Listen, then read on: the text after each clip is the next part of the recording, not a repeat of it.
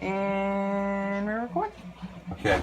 When you got a piece of trim that you want to remove and save it, so you don't want to damage it, what you do is you take your chisel, go right here, and just bash the hell out of it until it breaks in half. And then you go to Lowe's or Home Depot. That's the piece you want to save.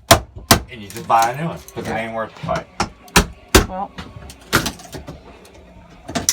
that was not very helpful. I don't have a save trim, but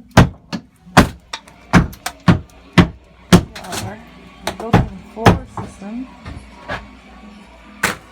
And we found the leaky pipe hot water heater issue.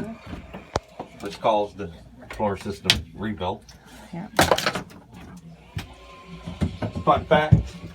What is a fun fact? Peewee Gaskins used to hang out at this same home. Yeah. So we don't want to dig while we're under the home. Yeah, that's open floors. We try not to disturb any dirt under the home. Like I said, was Peewee Gaskins. You never know.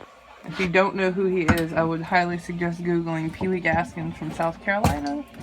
Fun fact.